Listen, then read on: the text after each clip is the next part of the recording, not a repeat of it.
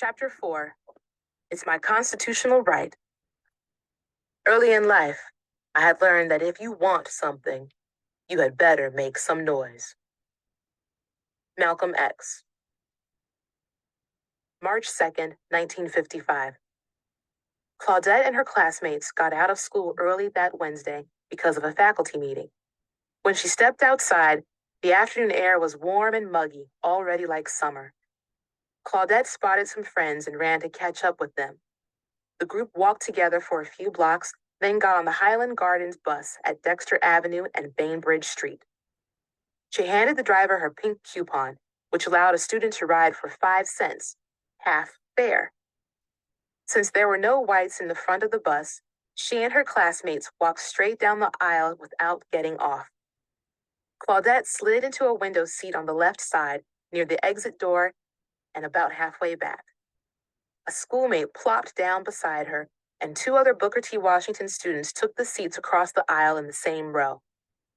Balancing her textbooks on her lap, Claudette settled back and gazed absently out the window as the bus pulled away from the curb. As the bus moved east along Dexter Avenue, the seats filled up block by block with white passengers getting off work from the downtown stores and offices. The 10 front seats went quickly, and soon riders were standing in the aisle, keeping their balance by clutching poles as the bus stopped and started. Just before they reached Court Square, Claudette realized that a white woman was standing in the aisle between the 4 seats in her row. Clearly, the woman expected Claudette and her 3 schoolmates to vacate the entire row so she could sit down in one of the seats. The motor man looked up in his mirror and said, "I need those seats." I might have considered getting up if the woman had been elderly, but she wasn't. She looked about 40. The other 3 girls in my row got up and moved back, but I didn't. I just couldn't. Rebellion was on my mind that day. All during February, we've been talking about people who had taken stands. We've been studying the Constitution in Miss Nesbitt's class. I knew I had rights. I had paid my fare the same as white passengers.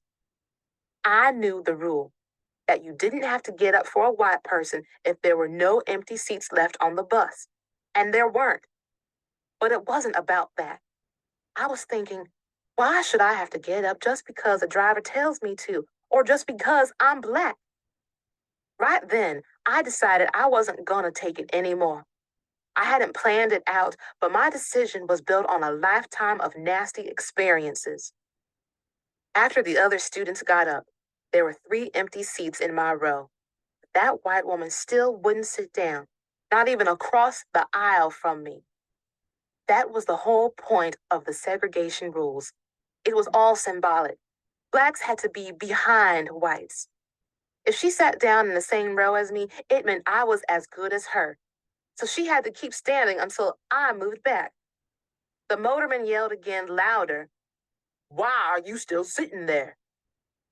I didn't get up, and I didn't answer him. It got real quiet on the bus.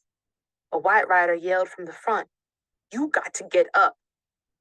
A girl named Margaret Johnson answered from the back, "She ain't got to do nothing but stay Black and die." The white woman kept standing over my seat. The driver shouted, "Give me that seat." Then, "Get up, gal." I stayed in my seat, and I didn't say a word. Exasperated by Claudette's non-response, the driver pushed on to Court Square, Montgomery's major downtown transfer station for city buses. In the late afternoon rush hour, scores of weary passengers were lined up behind signs reading colored and white. At Court Square, the driver snapped open the doors and hollered for a transit policeman to come inside and make an arrest.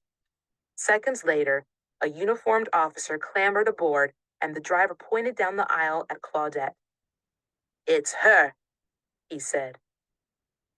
During these moments, as the bus idled, several passengers boarded through the rear door. One, a pregnant woman whom Claudette recognized as her neighbor, Mrs. Hamilton, sat down heavily in the empty seat next to Claudette. Of course, Mrs. Hamilton was totally unaware of the standoff between Claudette and the driver. All she knew was that for some reason a policeman was coming her way. When he arrived, the officer saw that now there were two blacks seated in the disputed row. He ordered both women to rise. Mrs. Hamilton replied that she didn't feel like getting up. Claudette also refused. All eyes turned to the policeman.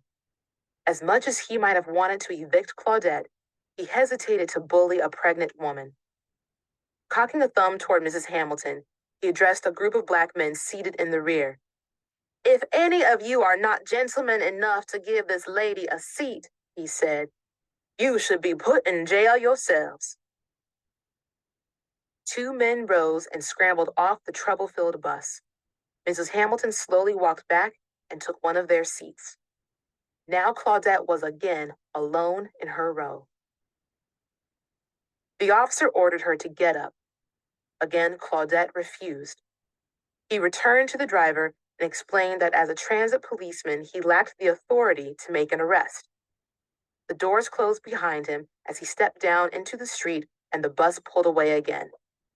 1 block north, at the intersection of Bibb and Commerce Streets, a squad car was waiting. This time, when the Highland Gardens bus door opened, 2 Montgomery City policemen climbed aboard. Passengers held their breath.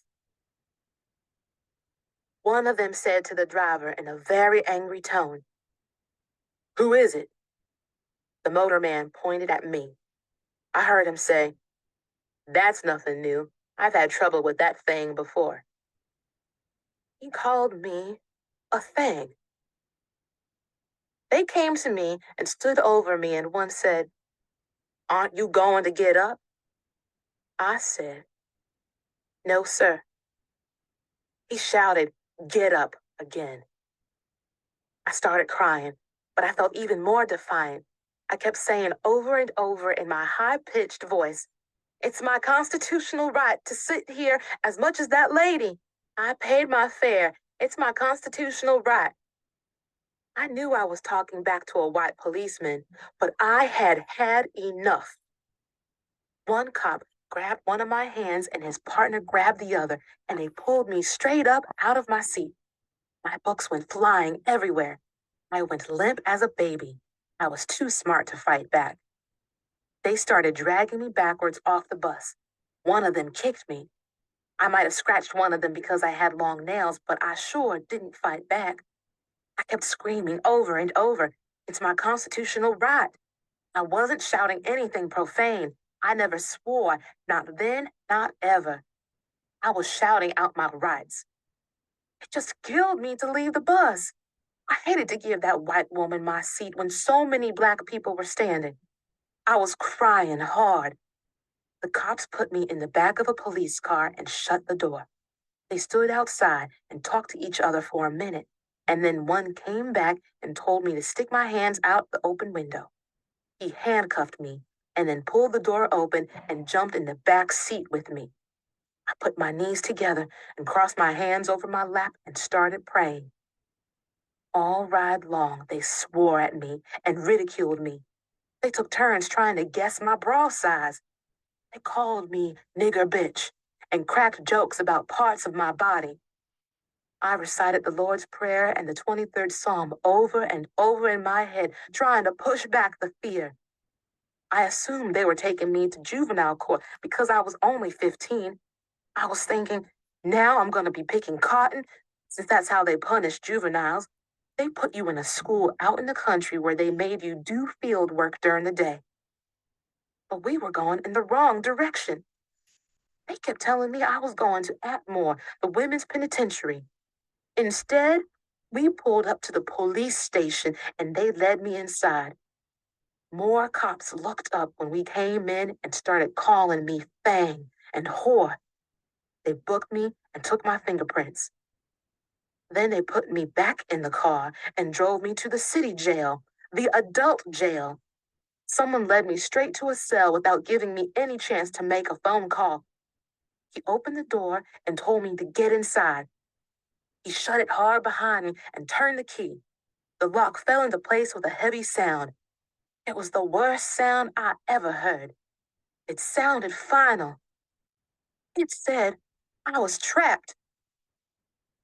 When he went away, I looked around me. 3 bare walls, a toilet, and a cot. Then I fell down on my knees in the middle of the cell and started crying again. I didn't know if anyone knew where I was or what had happened to me. I had no idea how long I would be there. I cried and I put my hands together and prayed like I had never prayed before. Meanwhile, schoolmates who had been on the bus had run home and telephoned Claudette's mother at the house where she worked as a maid. Girls went over and took care of the lady's 3 small children so that Claudette's mother could leave. Marianne Colvin called Claudette's pastor, the Reverend H. Johnson. He had a car, and together they sped to the police station. When they led Mom back, there I was in a cell.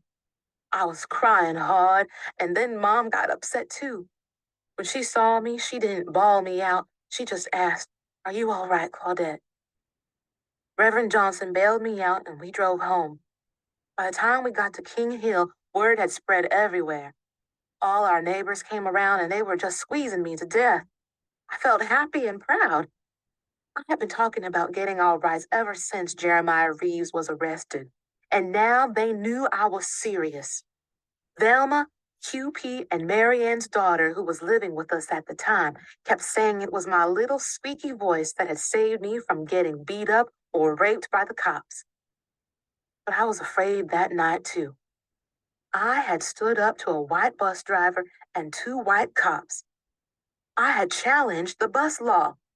There had been lynchings and cross burnings for that kind of thing. Wetumpka Highway that led out of Montgomery ran right past our house. It would have been easy for the Klan to come up the hill in the night. Dad sat up all night long with his shotgun. We all stayed up. The neighbors facing the highway kept watch. Probably nobody on King Hill slept that night. But worried or not, I felt proud. I had stood up for our rights. I had done something a lot of adults hadn't done. On the ride home from jail, coming over the viaduct, Reverend Johnson said something to me I'll never forget. He was an adult who everyone respected, and his opinion meant a lot to me. "Claudette," he said, "I'm so proud of you. Everyone prays for freedom. We've all been praying and praying, but you're different. You want your answer the next morning. And I think you just brought the revolution to Montgomery."